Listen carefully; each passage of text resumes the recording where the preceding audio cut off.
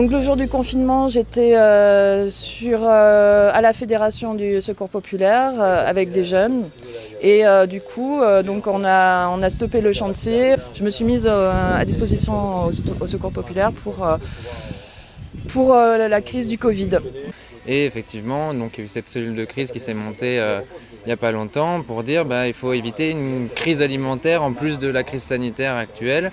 Donc nous on s'est un petit peu concerté au Secours Pop et puis on a fait appel aux autres associations qui voulaient bien participer sur cette action d'urgence, à savoir distribuer des colis alimentaires pour près de 5000 personnes à Montpellier. Donc il y aurait donc les 1600 personnes des antennes du Secours populaire, 2000 personnes qui seraient logées dans des squats ou dans des bidonvilles.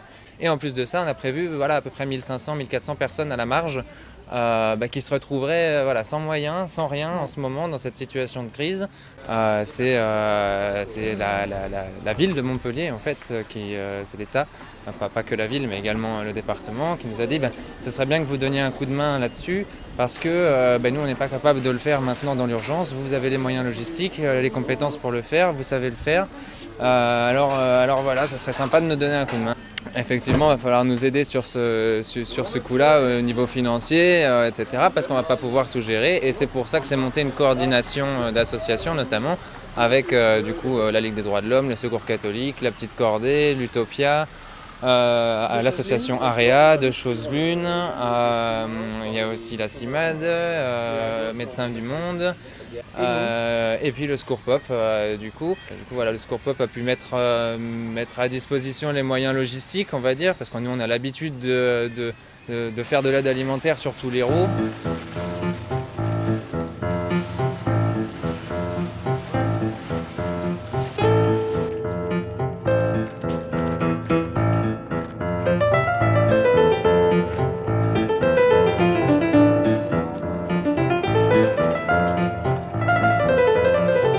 Donc avec cette coordination et les personnes qui se sont rendues disponibles, on a pu monter le lieu de distribution en un jour et demi grosso modo, quoi. Donc c'est un lieu d'accueil, de renseignement, d'orientation et de distribution d'aide alimentaire d'urgence. Donc là c'était vraiment notre souci, c'était de garantir les conditions sanitaires et répondre à ce besoin alimentaire qui devient croissant. Nous sommes à peu près une vingtaine de bénévoles par jour pour la distribution et en parallèle il y a la plateforme où se montent les colis, où là on a une vingtaine aussi par jour, je crois 40 bénévoles par jour pour monter 1000 colis par jour. Ouais, c'est vraiment une grosse machine, on n'a pas trop l'habitude de travailler tous ensemble et là pour le coup ça fonctionne bien, on arrive à faire des grandes choses, à distribuer à près de 5000 personnes en une semaine des colis alimentaires. Je ne sais pas si vous vous rendez compte, mais ça fait du monde, ça fait de l'organisation, ça fait de la logistique, ça fait des réunions aussi, parce que derrière tout ça il y a des réunions de coordination pour des enjeux politiques avec la ville, le département, etc. Pour savoir qui fait quoi, est-ce qu'on se positionne sur telle action ou pas. Il y a à la fois de l'action humaine, à la fois une action un petit peu politique, à la fois de l'action logistique, et tout ça mis en place très très rapidement par à la base un petit groupe de personnes qui s'agrandit au fur et à mesure. On centralise tous les listings de rendez-vous le soir et on vous les amène le lendemain matin. Et voilà, c'est déjà pas mal. L'idée c'est que vraiment d'ici mercredi, tous ceux qui ont besoin ils sont pourvus avec cette organisation. Voilà. Une carte Resto du Cœur Oui. Ou populaire. Et du coup ils nous disent que c'est fermé. Alors les restos rouvrent. Donc voilà, en fait là on est en mode urgence. Donc en fait, c'est pour ça qu'il faut qu'on soit clair sur nos procédures avec les partenaires. C'est-à-dire en mode urgence, l'idée c'est vraiment d'aller là à l'urgence et tout. Donc a priori, s'ils sont servis par les restos, ça nous permet de nous dégager sur d'autres publics parce qu'on n'a pas un stock qui fait Mais nous on qu'on ne le va... sait pas, ça on va le savoir. Donc voilà, on va le monter petit à petit en fait. Et ça fait que 3 jours. Non, c'est une question, Nico, voilà, c'est mais une t'as question. C'est ma deuxième session, donc elles ont été montées à peu près toutes les 2 semaines car les colis sont faits pour que les familles puissent tenir 2 semaines avec la nourriture qui leur sont données. Et ça a vocation à à se transformer en épicerie solidaire, genre de supermarché où les gens pourraient venir récupérer directement pour les rendre un peu plus acteurs de ça. Parce que là, c'est vrai que c'est un peu compliqué, on est sur de l'urgence. Mais à l'avenir, ça serait plus, on va dire, sociable, ça serait plus vivant. Voilà. Ce qui est clair, c'est que les jeunes ont conscience de la situation dans laquelle on est, ils sont super informés et ont envie de participer à cette société, à aider, sont conscients qu'il faut s'organiser, qu'il faut s'entraider pour un avenir, pour un nouvel avenir, quoi, en fait. Par bouche à oreille, j'ai entendu parler de cette plateforme. Et je me suis dit que je pouvais aider les autres assez simplement. Je me suis posé les questions du risque sanitaire de venir ici, surtout que je suis donc je mets aussi en potentiel danger ma famille qui est chez moi où je loge. Mais finalement, en venant ici, j'ai vu qu'il y avait toutes les mesures prises, autant au niveau, on se lave les mains régulièrement. Il y a les masques, le circuit des personnes qui viennent chercher les colis est vraiment bien pensé pour pas qu'on soit en contact avec eux. Et on a aussi un médecin qui est sur place ici. Donc finalement, dès la première fois où je suis venue, je me suis rendu compte que c'était bien organisé. Je ne me rendais pas autant compte de la situation à Montpellier. Par exemple, j'ai appris qu'il y avait des bidonvilles à Montpellier, ce que je n'étais pas du tout au courant. Donc c'est vrai que j'ai découvert une pauvreté que je ne connaissais pas. Sur Montpellier, donc oui, ça m'a ouvert un peu plus les yeux sur tout ça. J'ai vécu pendant un moment en isolé, donc j'avoue que rester enfermé chez moi, ça m'aide pas beaucoup. Donc là, ça m'aide vraiment à pouvoir évacuer et à ressortir, à respirer un peu. Donc c'est presque de la nécessité de venir ici donner un petit coup de main. Moi, ce que j'espère, c'est que toutes ces personnes, il faudrait qu'on arrive à les capter, qu'on arrive à les garder pour la suite. Quand elles retourneront au travail et qu'elles feront leurs 9h-17h, leurs 35 heures par jour, si elles sont employées, comment on va faire pour les conserver? Nous, on va essayer d'aménager nos horaires au Secours Populaire pour pouvoir peut-être ouvrir en soirée, ouvrir le week-end, ce qu'on ne fait pas jusque-là. Donc c'est un peu une révolution interne aussi en ce moment. Toute cette crise, ça amène une révolution en plus d'un fonctionnement interne dans les associations, quoi. Et ça, c'est intéressant. Ouais. Je pense oui qu'on a un changement à faire sur notre façon de vivre au quotidien, de prendre plus le temps, de prendre plus du temps avec les relations humaines en général.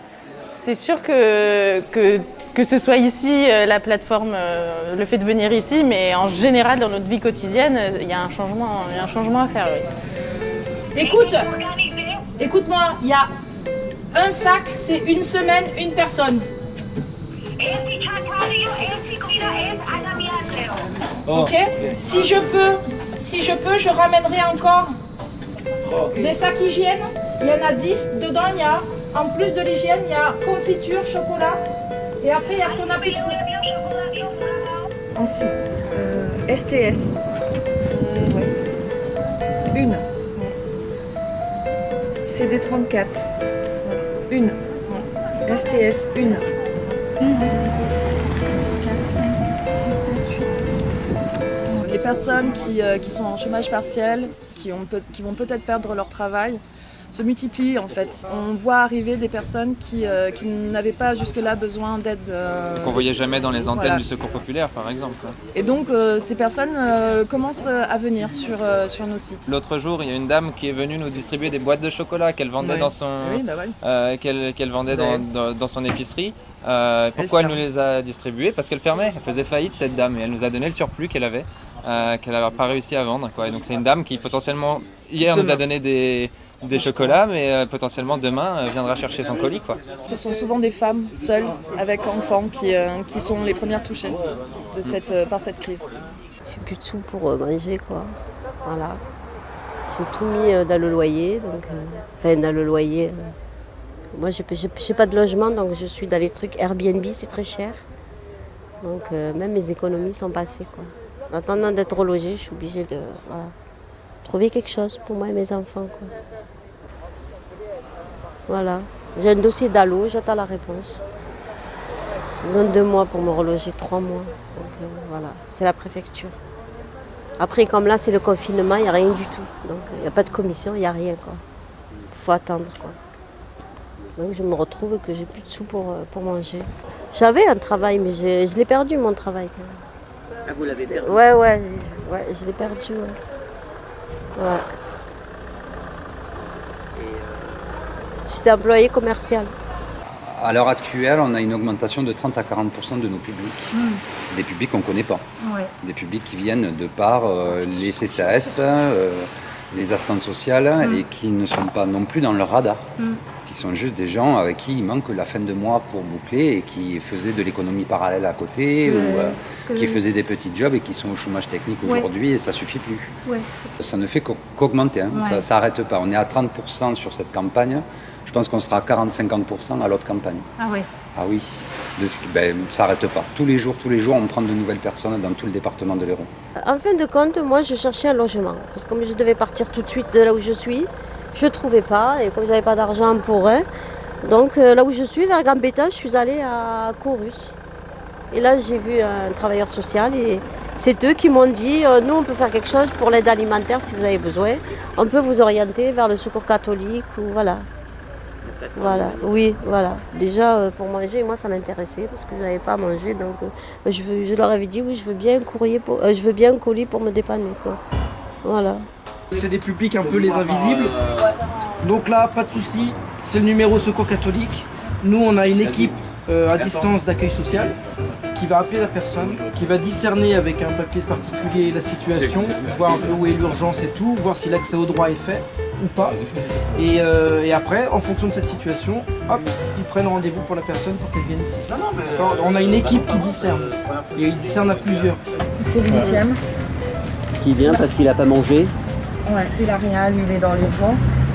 Dans ces colis, ça dépend. Dans les colis adultes, on est sur 2 colis qui ont été séparés parce qu'ils sont plutôt lourds et on y trouve les 3/4 des denrées non périssables, on va dire ce qui peut se garder le plus loin et ce qui est ouvert au plus de public. Pour les régimes sans porc, sans viande et tout, c'est souvent compliqué. Donc on a souvent des petites boîtes de conserve avec des légumes, des boîtes de raviolis, on a des pâtes ou du riz, du café, de l'huile, yaourt, des petites brioches.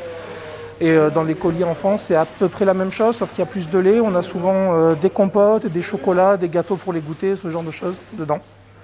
Le plus difficile, ça va être les fruits, les légumes, le lait, le laitier, la viande, où on n'a pas en quantité. Nous, dans notre format à nous de fonctionnement de secours populaire, avec juste d'habitude les denrées sèches qu'on récupère en masse, le reste après c'est souvent de la petite ramasse, où on n'a pas assez en quantité pour répartir dans tout le département.